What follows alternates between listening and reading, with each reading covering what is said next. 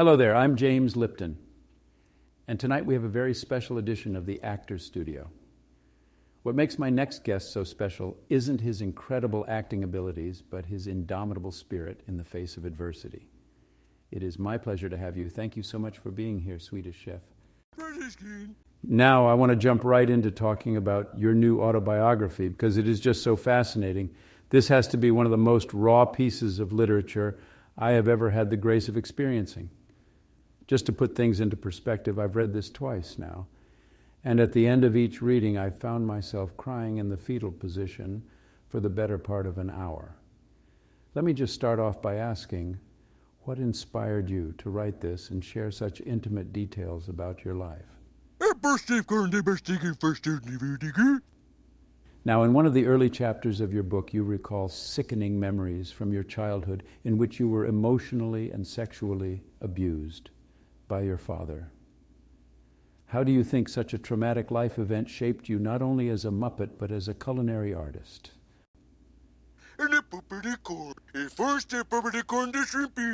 Did you find it difficult to forgive your father for what he did to you? In a later chapter, you talk about how your first sexual experience was with a prostitute whom you met while wandering the streets of Amsterdam.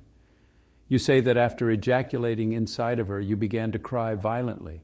She held you in that moment, and she began to cry as well.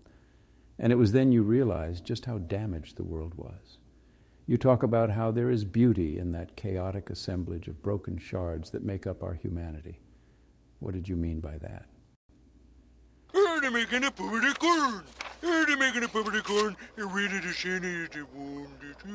It goes without saying that you are one of the most prominent bisexual public figures of our era.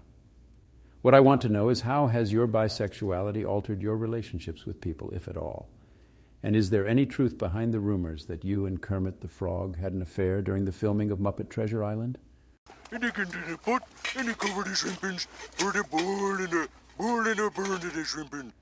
In another portion of your book, you speak about the pressures of fame.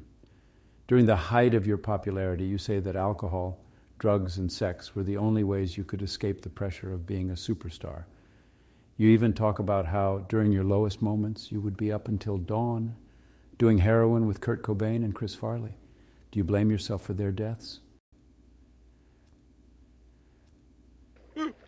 Now, before we wrap this interview up, I just want to read a passage from your book that I think encapsulates both the beauty and the darkness of your troubled soul. This is a direct quote from your new autobiography. Hurdy-gurdy, ferga-derga, dergus fergus, burgus shurgus, derga-derga, merpa-merpa, schlurga, flurga, derga-furpa.